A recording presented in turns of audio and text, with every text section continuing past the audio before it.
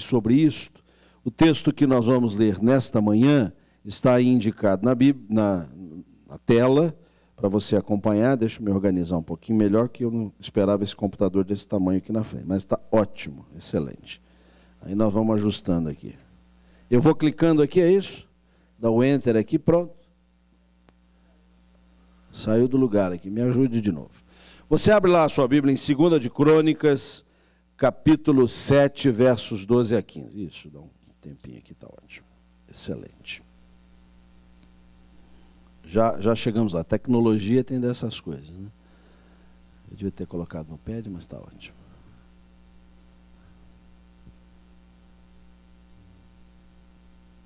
Isso, agora. Pronto, dá o Enter lá. Voltar um pouquinho. O texto bíblico que nós vamos ler, na verdade, vamos voltar um pouquinho antes aqui. Ah, não, estou indo para frente, eu quero voltar para trás aqui. Vamos lá, back. Setinha para trás. Isso, aí. Eu sou de uma geração que não é do tempo aí do... O pastor Gil falou do Facebook, né? Agora tem o Zap, né? O Zap que o pessoal gosta de usar bastante. Eu não sei mexer naqueles negócios ali. Eu ainda sou da geração do e-mail, né? E eu não sei se eu vou conseguir avançar dela. Segundo o livro das Crônicas, 7, 12 a 15. Vamos proceder à leitura a uma só voz de toda esta porção. Vamos lá. De noite apareceu o Senhor a Salomão e lhe disse: ouvi a tua oração e escolhi para mim este lugar, para a casa do sacrifício.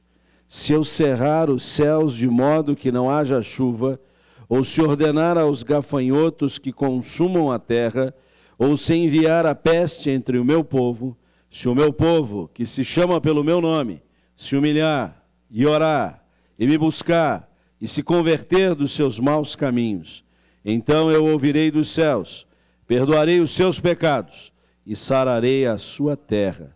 Estarão abertos os meus olhos, e atentos os meus ouvidos, a oração que se fizer neste lugar. Até aqui. Senhor, mais uma vez nós buscamos a tua face, porque por mais que o façamos, ainda sentimos necessidade de estar diante de ti, de entregar o coração, de receber graça abundante do céu. E por isso, Senhor, é uma alegria muito grande estar aqui nesta manhã, neste dia do Senhor, quando já tivemos a mesa do Senhor, a qual pudemos nos servir, para bendizer o teu nome pela vida desta igreja. Igreja do Senhor Jesus. Igreja que o Senhor comprou com o seu precioso sangue.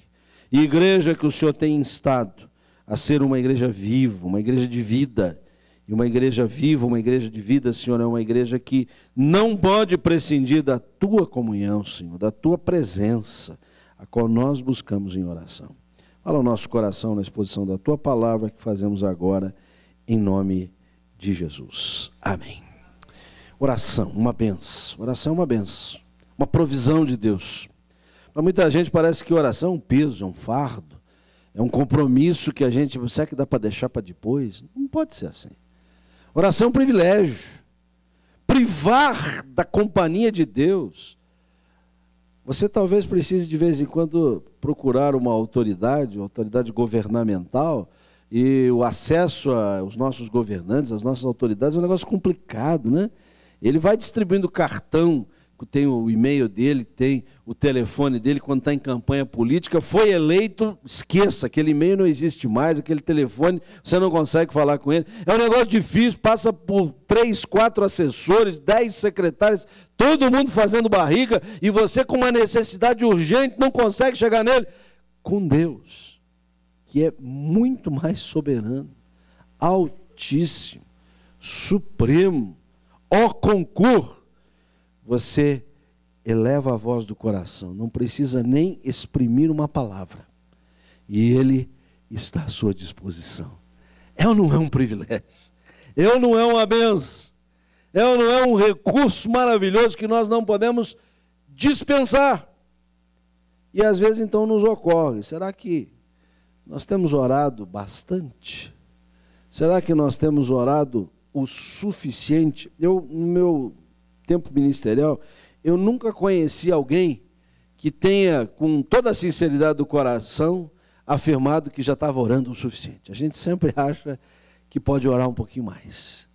A gente sempre reconhece que, por mais assiduidade que tenha as reuniões de oração, que faça o exercício devocional individual, lá dentro de casa, que não perca a oportunidade de elevar a voz de oração no caminhar, na rua, dentro do carro, a gente sempre acha que precisaria orar mais um pouco. Eu não me refiro só apenas aos tipos de oração que nós temos, orar agradecendo, orar suplicando, orar clamando, ou mesmo pelas ocasiões que nós dispomos para orar, orar em público, orar em encontros especiais, orar no culto, orar individualmente, porque nós entendemos que a oração é como se fosse o oxigênio da alma. Experimenta ficar sem oxigênio por um pouco de tempo, você não vai aguentar. O seu corpo precisa de oxigênio. A falta de oxigênio pode causar danos irreversíveis ao seu corpo, às suas células nervosas. Pessoas que no parto tiveram perda de oxigênio, tiveram uma deficiência que carregam até hoje na sua vida. Quanto mais quando nós tratamos da alma, que não é material, é imaterial. A oração é o oxigênio da alma, nós não podemos prescindir dela. É por isso que Paulo então recomenda, para finalizar com qualquer discussão, orai sem cessar.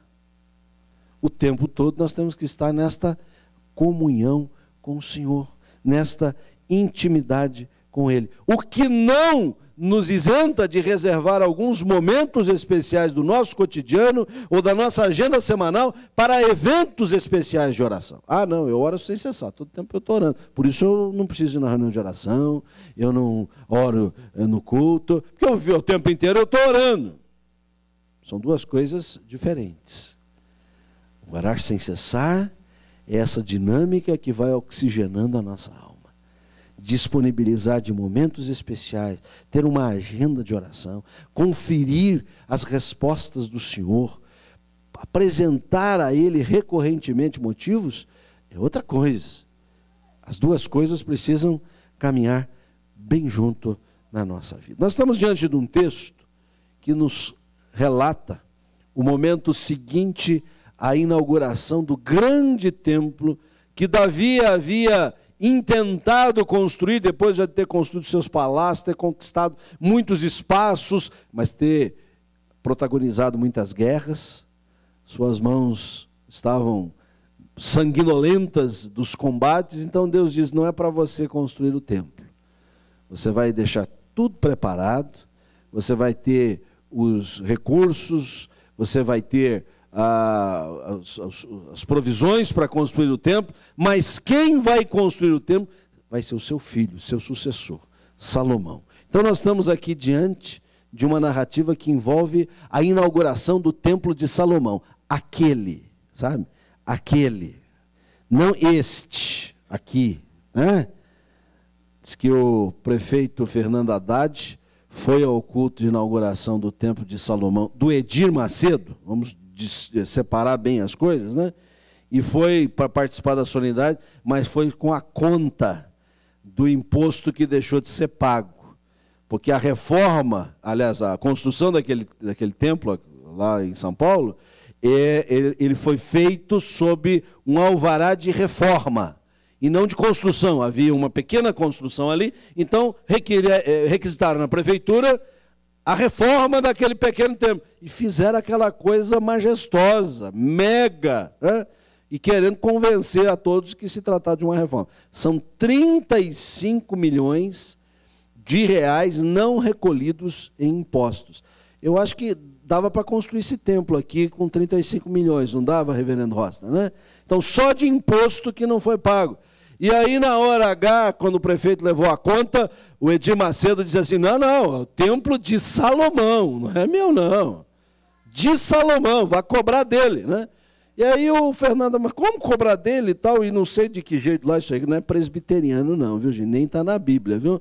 O Salomão apareceu lá, E ele diz, não, isso aqui não é o meu, não. Não, mas é meu, é dele, é meu, é dele. Aí o Salomão disse, escuta, vamos fazer o seguinte, vamos contar com a minha sabedoria. E o Fernando Haddad, que por alguma razão sabia a história bíblica, disse assim, aquela em que duas mulheres apareceram lá com um filho e diziam que era dele, cada uma dizia que era seu, e aí a tua sabedoria foi para dividir no meio.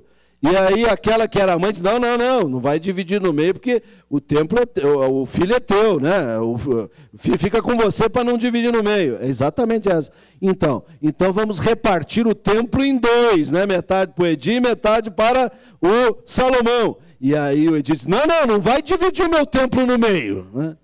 Aí ele se entregou, né? O templo era dele mesmo. Então o templo que nós temos aqui era o templo do rei Salomão, construído sob a égide da vontade de Deus. E, curiosamente, o que nós temos aqui foi a oportunidade de Salomão orar a Deus, consagrando o templo. A oração de Salomão é uma oração muito bonita, que está no capítulo 6, onde ele se apresenta diante de Deus, consagrando aquele santuário, e suplicando as bênçãos de Deus. E agora, então, o Senhor, à conclusão de toda aquela consagração, responde à oração. Porque eu queria que você soubesse uma coisa, a oração é uma bênção, porque Deus ouve e responde. Nós não estamos aqui fazendo um exercício que a gente não sabe o outro lado da história. Nós não estamos aqui praticando um ato religioso que a gente não tem certeza se da banda de lá Deus vai ter uma reação. O Hallesby, que escreveu o clássico Oração, costuma ler o Apocalipse 3:20 quando nós lemos, eis que estou à porta e bato. Se alguém ouvir a batida, ouvir a minha voz, abrir a porta, eu entrarei e cearei com ele. E ele aplica esse texto ao ministério da oração, dizendo que a nossa oração é uma resposta ao bater a porta do nosso coração por parte de Deus. Você só ora porque, primeiro, Deus bate a porta do seu coração e diz assim, venha orar, venha buscar a minha face. O salmista diz, ao meu coração ocorre, buscai a minha face, e nós respondemos, buscarei, Senhor, a tua face. Então, Deus bate a porta do nosso coração, nós respondemos abrindo a porta, e ele entra e ceia.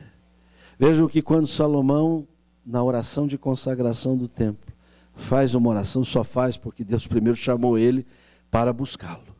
E quando Deus então tem da parte de Salomão a resposta, Senhor, eu estou te buscando, Deus vem dizer assim, agora eu entro e ceio com você, está aqui a minha resposta, está aqui a minha reação, está aqui a minha bênção sobre a sua vida. De fato, a oração é uma bênção maravilhosa, é uma experiência inigualável, uma aventura sem precedentes. E eu gostaria de destacar do texto lido esta expressão que já é cantada em verso e prosa, já sabemos até de cor. Vamos ler todos juntos mais uma vez?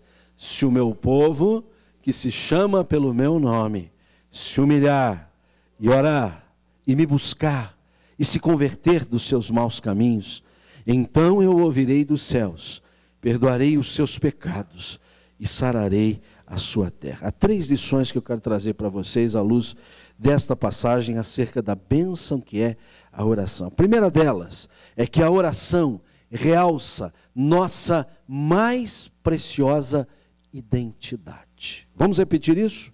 A oração realça nossa mais preciosa identidade. O texto bíblico diz, se o meu povo, nós somos povo de Deus. Nós precisamos entender esta identidade. Nós somos, sim, Igreja Presbiteriana do Brasil. Gostamos de ser Igreja Presbiteriana do Brasil. Igreja séria, igreja solene, igreja que promove o bem, igreja cidadã, igreja que faz missão integral. Mas isso é muito pouco na nossa alma, porque muito mais do que ser Igreja Presbiteriana, nós somos povo de Deus. As nossas origens denominacionais estão sendo celebradas neste mês de agosto. Aliás, esta igreja aniversaria no mês de agosto, precisamente no dia 12. Nós gostamos de trazer à nossa memória a chegada de Ashbel Green Simon, um missionário americano, que com apenas 26 anos plantou esta igreja, que está em todo o quadrante nacional. Mas isso é muito pouco. As nossas origens estão na palavra de Deus. Esta palavra tão bem exaltada pelo pregador, o reverendo Gil, no seu sermão agora há pouco. Nós estamos lá no Velho Testamento, estamos no Novo Testamento, estamos na lide de Israel, das 12 tribos, estamos nos 12 apóstolos. Nós somos povo de Deus. E quando nós oramos, nós percebemos que não estamos orando a um Deus que é estranho a nós, ou que nós somos estranhos a Ele. Ele diz: o meu povo pode buscar minha face, pode dirigir a sua palavra a mim, porque vocês são o meu povo. E como se não bastasse, o texto bíblico continua dizendo: se o meu povo, que se chama pelo meu nome. O que está sobre nós é o nome do Senhor. Nós nos orgulhamos do nosso nome. Alguém já disse que o nome mais gostoso de ouvir é o nosso próprio nome. Quando alguém nos chama pelo nome, a gente se sente reconhecido. A gente percebe que não está passando em brancas nuvens nesta jornada terreal, né? Há pessoas que têm muita dificuldade de guardar o nome, então a gente precisa usar de algum recurso mnemônico, né? Alguns políticos exercitam esse tipo de atividade para sempre serem lembrados também dos outros, então repete sempre o nome da pessoa até ficar gravado, liga o nome a alguma característica da pessoa, né? Algumas pessoas acabam sendo até ponto de referência, pessoas muito altas, é perto daquele grandão lá, né? Então fica fácil, daí o nome dele é tal, né? Pois eu queria lembrar você, que pode se chamar João, Maria, Pedro, José, que além de ter esse nome, você tem o nome do Senhor sobre você. Você pode se chamar João do Senhor Jesus, Maria do Salvador que morreu na cruz. E tudo que nós pudermos pensar de nomes que apontam para este ser divino, único, suficiente, sustentador de toda a obra que criou, providência, tudo isso está sobre nós. Há muitas maneiras de referir a Deus na Bíblia, nomes que são dados a Ele, né? Jeová Tsebaoth, o Deus, Senhor dos Exércitos, né? Jeová Jireh, o Deus da providência. Toda esta gama enorme que refere ao Senhor nominalmente, está sobre nós, somos o seu povo. Quando nós oramos, nós temos a nossa identidade espiritual realçada. Por isso você não precisa chegar diante da face do Senhor como quem é estranho, como quem está batendo a porta de alguém que nunca viu, que vem assim acabrunhado, não sei se vou ser recebido, se vou ser atendido. Você faz parte do povo de Deus.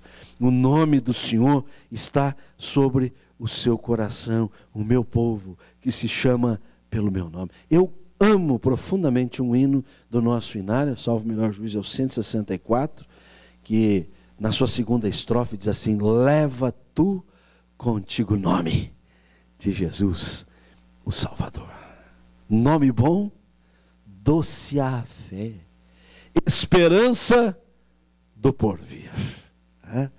Um nome maravilhoso que está sobre nós. Meus irmãos, isso é de extrema importância, porque a igreja assim chamada e reconhecida na nossa sociedade, na nossa civilização, encontra-se em profunda crise. Há uma crise de identidade sobre a igreja. A igreja não sabe quem ela é. A igreja tem perdido os seus referenciais.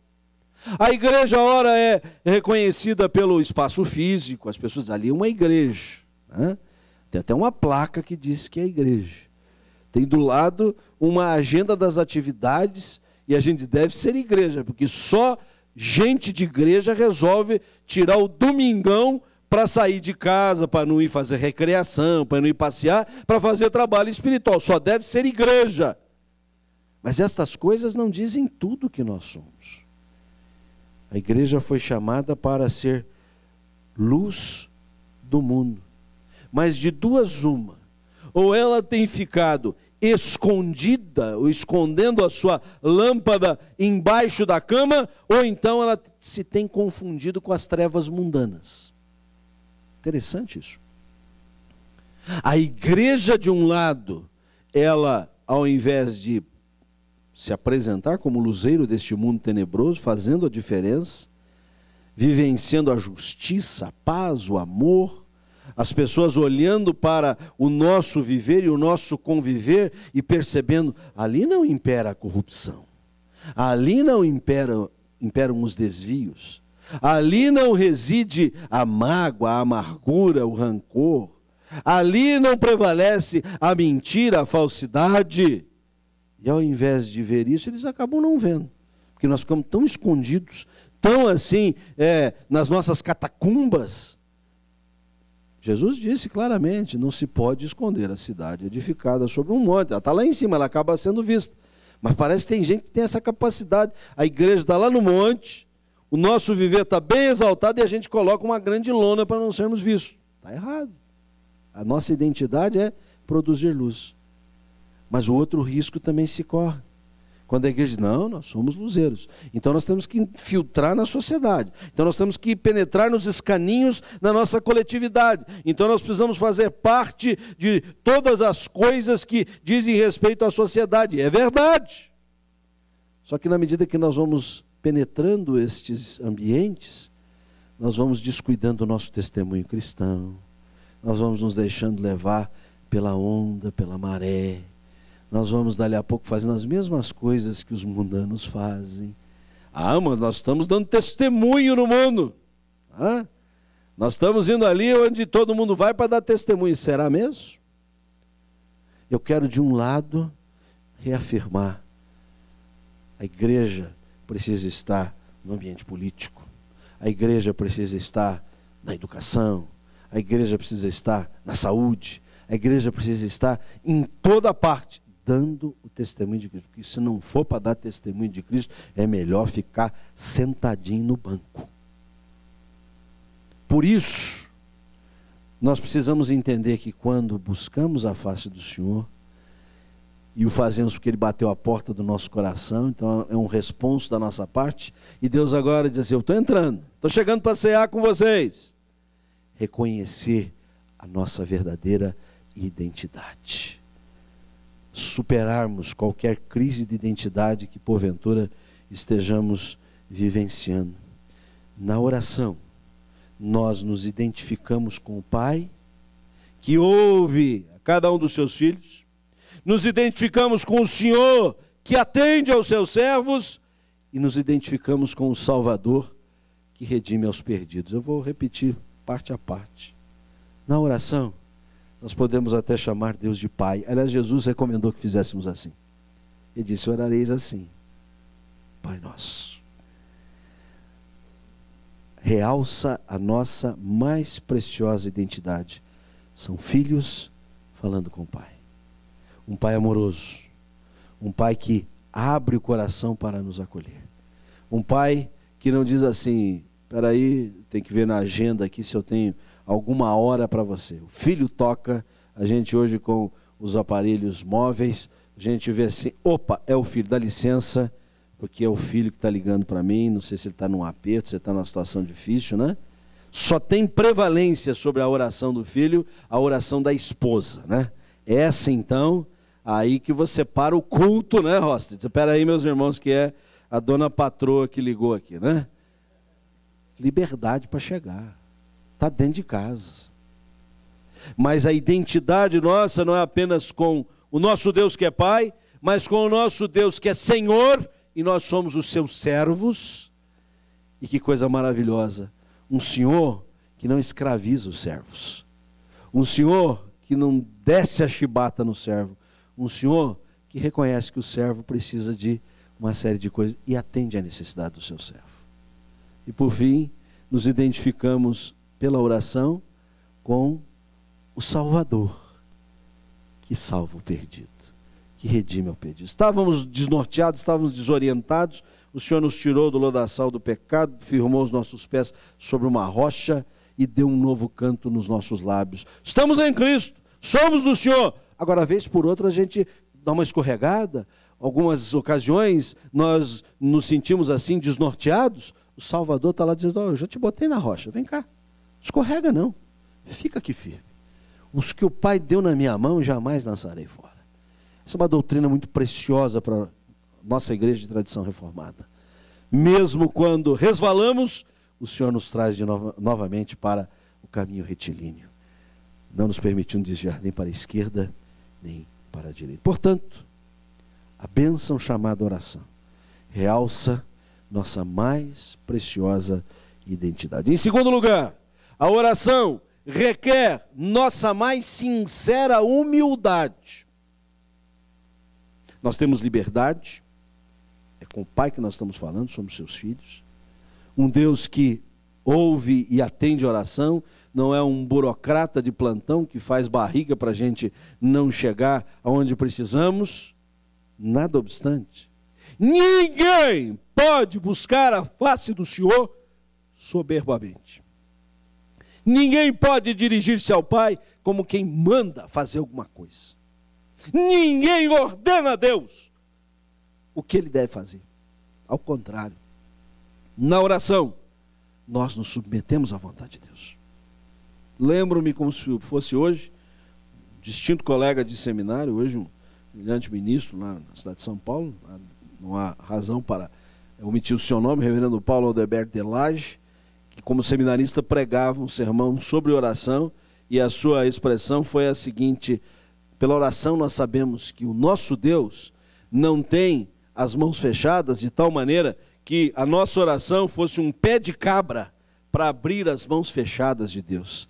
Deus tem as suas mãos absolutamente franqueadas, abertas, dispostas a derramar dos altos céus bênçãos sobre o nosso coração. Nada obstante, nós não vamos de maneira nenhuma fazer Deus de nosso empregado, a quem damos ordens. Porque muitos parecem fazer exatamente isso, usar um pé de cabra. Dizer, Senhor, abra aí, o Senhor não está querendo fazer, mas eu quero que o Senhor faça. O Senhor vai ver uma coisa, quem é mais forte? A tua vontade de ficar com a mão fechada ou o meu pé de cabra para abrir? A impressão que a gente tem de alguns movimentos de oração é isso. E na verdade, pela oração, nós não fazemos Deus fazer a nossa vontade, mas percebemos o que Deus quer para a nossa vida e fazemos a sua vontade. Por isso a importância de considerarmos a humildade. Porque se ela realça a nossa identidade, ela requer nossa mais sincera humildade. O texto bíblico prossegue dizendo o quê? Se o meu povo que se chama pelo meu nome se humilhar. E uma humilhação que vai necessariamente não poder prescindir do buscar. Eu queria aqui atrelar a ideia do humilhar e do buscar. Buscar é uma tarefa. Tem que procurar, tem que ir atrás. Não pode ficar de braço cruzado. A gente, quando lembra que precisa achar alguma coisa em casa, é um transtorno. Vira a gaveta, pelo menos no final, a gente dá uma arrumada geral nas coisas, porque fica difícil de achar. E parece que Deus colocou exatamente a oração como um expediente dessa natureza. Você precisa buscar mais. Está muito acomodado. Está no velho refrão, venha a nós o vosso reino. O reino está entre vós, mas é preciso buscar primeiro o reino. E a gente às vezes não busca prioritariamente o reino. Ter esta atitude do pequeno, do humilde, do necessitado, do que faz a tarefa de escarafunchar as gavetas dos armários até achar, que curva o joelho, vai lá embaixo para achar o que está mais embaixo. É o reconhecimento da nossa pequenez, das nossas necessidades, de que não podemos nada por nós mesmos. A oração vem justamente dizer, você precisa de Deus. Você depende de Deus. E Deus tem o melhor para você. Então, se humilhe e busque ao Senhor. O apóstolo Paulo, que deixa muitos depoimentos pessoais nas suas epístolas, nos legou um muito sublime na segunda carta aos Coríntios.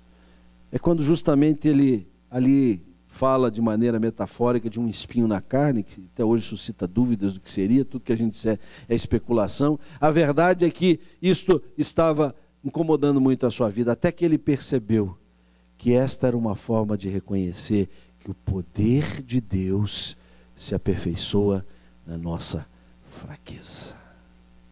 A oração vem reforçar a nossa fraqueza. A oração vem impor sobre nós que não podemos nada por nós mesmos, mas que no poder de Deus faremos proezas. Que na graça do Senhor, que nos é suficiente, que nos basta, nós iremos às alturas. E que toda glória e toda honra será dada ao nosso Deus. Mas não vamos olvidar. Quando nos pomos em oração, no plano pessoal, no plano comunitário, nos eventos especiais, o Senhor está requerendo de nós humildade. O Senhor está impondo sobre nós o peso de reconhecermos a nossa finitude e o quanto nós precisamos do Senhor. A igreja que aniversaria e faz esta conferência, coloca como tema a oração, creio que é uma igreja missionária. É uma igreja que quer fazer missões. E o movimento missionário exige de nós uma ênfase cada vez maior na proclamação, no anúncio, no levantamento de missionários, no levantamento de recursos para enviá-los. Temos uma celeridade para atender a tudo isso. As demandas são muito grandes. Nossa igreja começou o movimento missionário lá nos primórdios do nosso ministério, com 2 missionários, hoje são 55 missionários, e quanto mais missionário a gente atende, tem uma fila atrás maior ainda, e a gente diz assim, como nós vamos atender a tantos que o Senhor está levantando, para tantos lugares, para tantas tribos, para tantos povos não alcançados, e a gente quer sair numa carreira. E nós temos descoberto que uma igreja faz missões mais depressa se ela for de joelhos. Se ela for em pé, ela pensa que vai fazer mais depressa. Mas se genuflexa, ela se posicionar.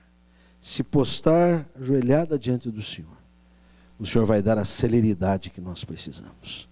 Às vezes, estabanadamente, a gente sai, para dali a pouquinho a gente parar. Não avança. Ficamos estáticos. Até que nos dobramos e como que repentinamente já nos vemos lá na frente. Por isso, a oração requer nossa mais sincera humildade. Por fim, vamos encerrar. A oração realiza a nossa mais abrangente sanidade. 3 palavrinhas para a gente lembrar então aqui nesta manhã. A nossa identidade, somos o povo de Deus. A nossa humildade, a oração tem que ser feita nesta base. Deus é Deus, nós somos seus servos. E a oração vai nos propiciar saúde, sanidade, recuperação. Que promessa maravilhosa essa o Senhor deixa! Sararei a sua terra, trarei sanidade à sua gente. A nossa gente está doente. A nossa gente está doente nas filas virtuais do Sistema Único de Saúde. Os últimos governos se gabam que não tem mais fila do SUS. Não tem fila física, tem fila virtual.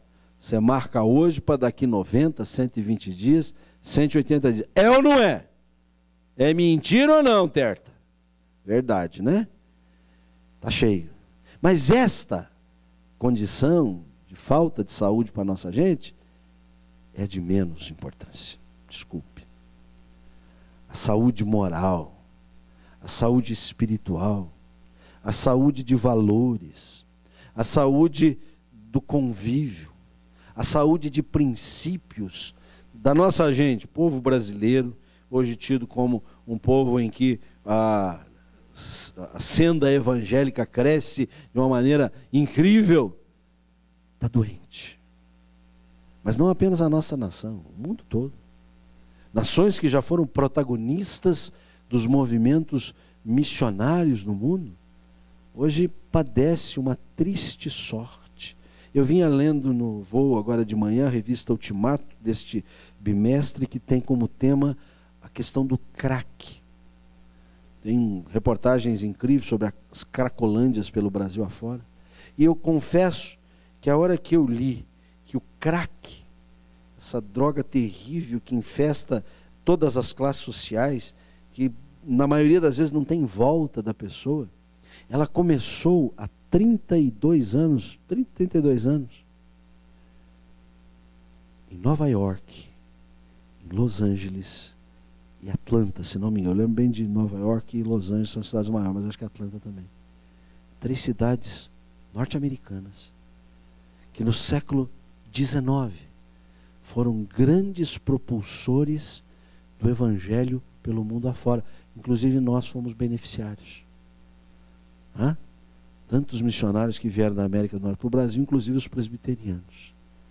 E que no final do século XX, 100 anos para a história mundial não é muita coisa. Não passou pouco mais de 100 anos, eles ao invés de exportarem a palavra de Deus, estão exportando drogas. Que são os grandes consumidores, diga-se de passagem. Os grandes produtores são vizinhos nossos aqui. Os grandes consumidores estão na América do Norte e na Europa. E hoje já não tem mais consumidor nem produtor, está todo mundo, né? Uma rede infindável de criminalidade, doença. E nós precisamos orar para que Deus nos sare, para que Deus nos cure das nossas moléstias, da droga, da infidelidade conjugal, da nova família que está sendo engendrada nos antros dos desvios filosóficos que as pessoas têm, em que se pode constituir um lar com 2 pessoas do mesmo sexo, quer homens ou mulheres. E tais pessoas poderão então, já na sequência, adotar filhos. Que geração nós vamos constituir? É uma geração doente, insana. Por isso, quando nós vamos orar, nós reconhecemos o ambiente insano em que nos encontramos, de doença espiritual, o pecado em si que entrou no mundo, e doença moral, que nós poderíamos aqui chamar os pecados, né, como frutos do pecado. Está tudo aí para a gente ver do jeito que quiser. O indivíduo se acha doente, as instituições se acham doentes, incluindo a família, a nação e a própria igreja. Quando ela perde os seus referenciais. E o Senhor promete cura. Esse texto tem 2 partes muito importantes. Nós fomos tratando exatamente da forma como o Senhor está querendo nos abençoar, santificar a sua casa, mas a segunda parte do texto, que nós não temos tempo de expor, a partir do versículo 19, há uma advertência: se vós vos desviardes e deixardes os meus estatutos, os meus mandamentos que vos prescrevi, e fordes servides a outros deuses e os adorares, então vos arrancarei da minha terra. O Senhor faz jogo limpo conosco. Vocês vão me buscar? Vocês vão se curvar diante da minha face? Vocês vão querer fazer o meu propósito? Eu vou sarar vocês, eu vou curar vocês. Eu vou trazer um novo tempo para vocês. Eu vou perdoar os pecados, eu vou limpar vocês, eu vou lavar vocês. Nós estamos precisando muito disso. Cura no mais estrito sentido.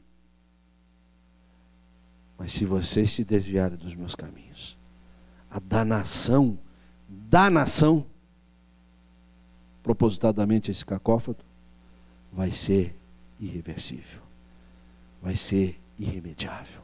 Por isso nós estamos diante de uma oportunidade ímpar. Abraçarmos esta bênção da oração, uma igreja que quer ser viva, uma igreja de vida, porque ora, porque reconhece na oração a sua mais preciosa identidade, porque não vai deixar de buscar a sua sincera humildade, mas vai se deixar levar pela mais abrangente sanidade que o Senhor nos dá. Ele há de nos curar, nos perdoar, nos purificar, trazer um novo tempo para os nossos corações. E a única coisa que Ele está requerendo de nós é que nós oremos. Oremos mais, oremos com mais fervor e usufruamos o máximo a bênção que a oração nos traz. Que Deus assim nos abençoe. Amém.